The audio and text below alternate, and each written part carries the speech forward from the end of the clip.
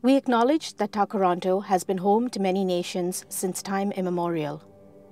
These include the Huron-Wendat and Petun First Nations, the Seneca, and the Mississaugas of the Credit River. These nations were irrevocably harmed by the arrival of European settlers who have systematically tried to erase these indigenous communities and their teachings. In our ongoing journey towards reconciliation, we are relearning the history of this country and this land, critically examining the ways we have benefited from systemic racism and the role the Catholic Church has played in systems of oppression in Canada. We are committed to redressing these harms, such as the intergenerational trauma carried by the residential school survivors. Our hearts have been heavy with the recent confirmations of unmarked graves. We move through this place today to venerate our sisters, prayerfully conscious of our Indigenous neighbors' painful journey. The Sisters of St. Joseph arrived in Toronto 170 years ago. As an order of Catholic women religious, our mission to care for the dear neighbor led us here to Toronto. For our 170th anniversary, we are celebrating our oneness with God, creation, and neighbor.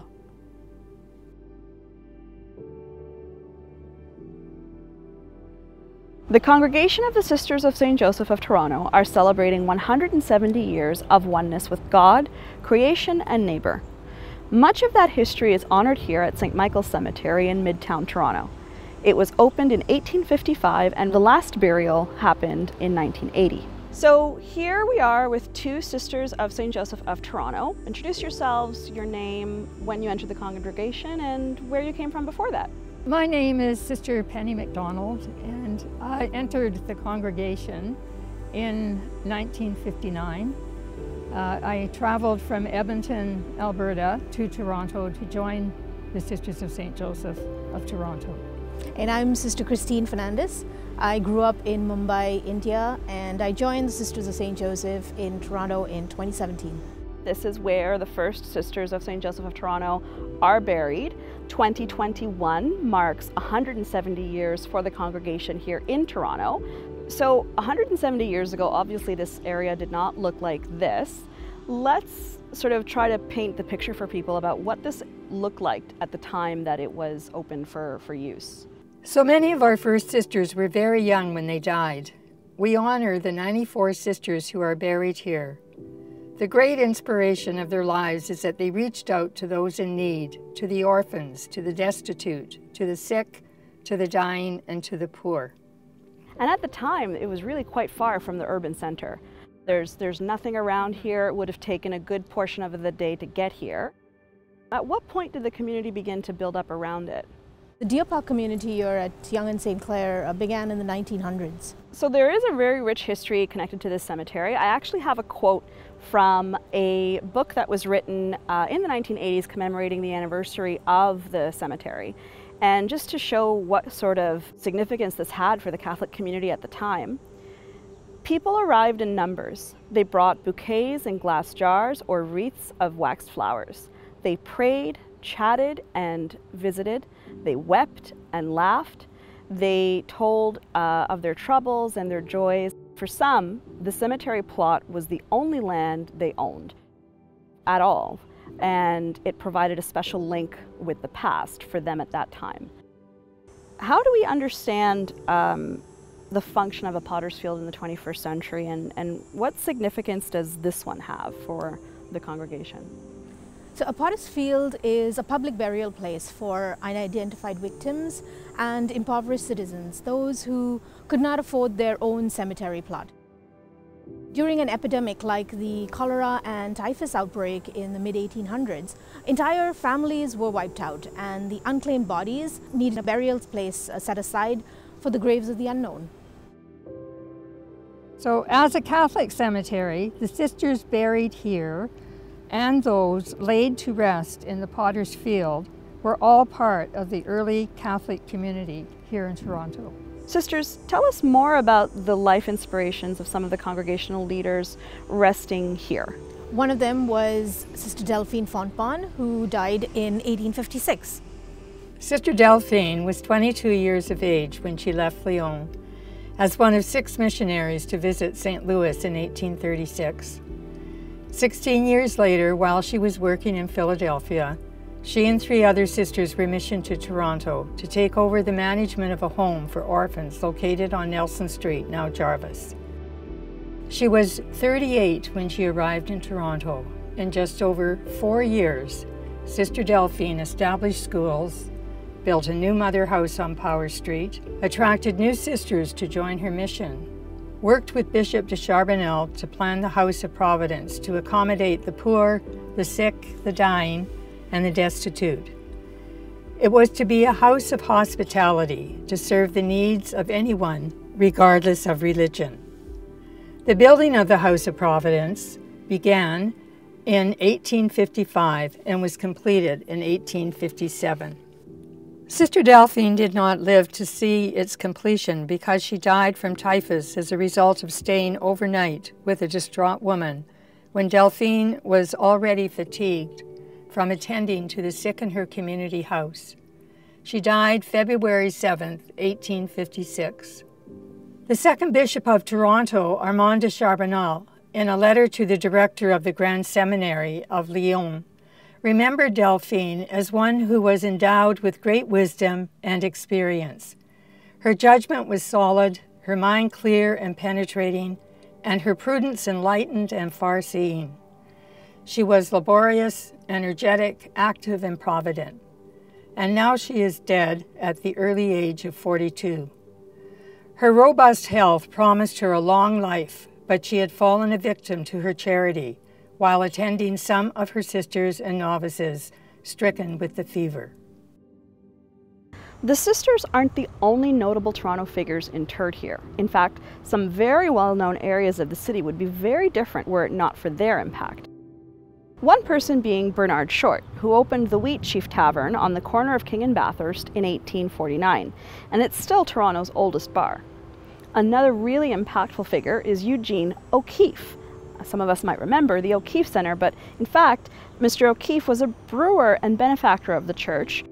Joseph Sherd was the only architect ever elected mayor of Toronto. One of his designs is the Winter Vault behind me. As you can imagine, groundbreaking technology wasn't very common at the time of St. Mike's Cemetery in the mid-1800s. So winter burials were not possible. Therefore, corpses were stored here behind me in the Winter Vault throughout the winter months until they could be buried in the spring.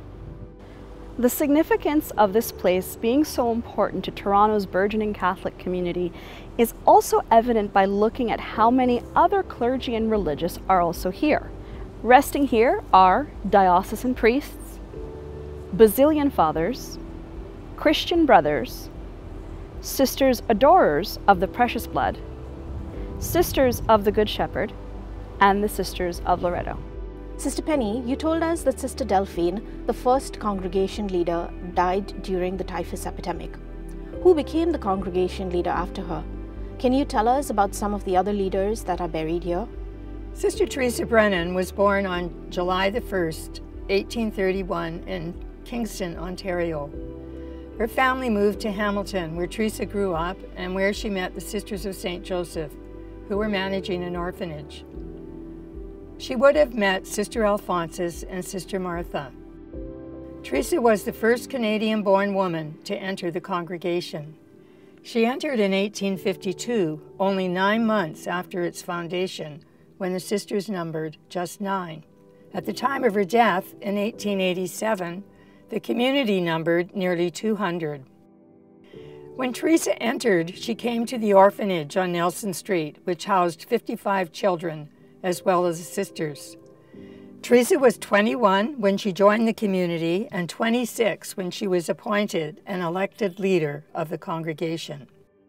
Sister Teresa's health gave concern over the years. As a novice, she returned home after an illness that affected her heart.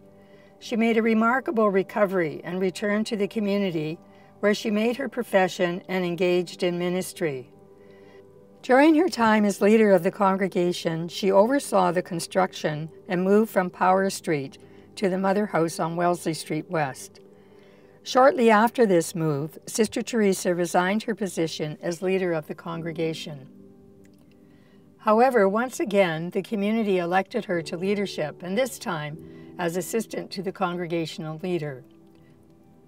This is a position she served at varying times, even at the time of her death. What is inspiring about Sister Teresa's life is her love of the congregation and her commitment to the sick, the poor, and the orphan. One of the four to arrive from Philadelphia in 1851, Sister Bernard followed Sister Teresa in leadership. Sister Bernard lived 52 years as a Sister of St. Joseph, dying just weeks before the 50th anniversary of the congregation in Toronto. She opened a home for working boys and a boarding house for young women. She welcomed the Sisters of the Precious Blood to Toronto and offered them the use of St. Mary's Convent on Bathurst Street. What is inspiring about her life is her care for the orphans. In her later years, she became closely identified with its work, and it is with the orphans that she died. So who was the congregation leader after Sister Bernardin? Sister Philomena Sheridan, already a teacher before entering the congregation, becomes leader in 1901 after the death of Sister Bernard. She cared for the sick and dying and was a teacher in Barrie, in Oshawa, and in St. Catharines. Sister Philomena was dedicated to education and to the care of the poor, the sick, and the dying. Sister de Chantal Mackay came to us from Ireland. She entered in 1855 after being widowed at 28 years of age. She was given the duty of directing the general government of the community several times. Sister de Chantal was greatly involved in organizing the early beginnings of St. Michael's Hospital, which opened in 1892. She was a strong woman of great executive ability, who won hearts by her generosity and kindness. Sister de Chantal reached out to those in need through her devotion to the sick and the poor and her work to improve the abilities and status of sister teachers. Here, in this fixed space, we see how contributions were made to a growing city always in flux. It would seem to me that the legacy of the Sisters of St. Joseph of Toronto is largely unchanged. It's been observed that in an unassuming way, they lit the path for others, remaining confident that the future was always in God's hands. The congregation continues to do what it's always done, to reach out to the dear neighbor in simplicity and compassion, meeting people where they are. Let us pause for a moment to remember all those who have departed before us, especially those who rest here. God of yesterday, today, and tomorrow, we are aware that we stand here in the company of countless forebears whose lives have given birth to this moment. We pray in gratitude for the generosity, courage, and faith of these pioneers of our city. May their tenacity and resilient creativity be a source of inspiration to us. God of all generations, you inspired the early Sisters of St. Joseph to reach out to those in need. May we follow their example of faithful love as we respond to the needs of these times with eyes open and spirit alert to the sufferings and joys of our world. In the name of all the holy men and women who have gone before us, we ask your blessing. Amen.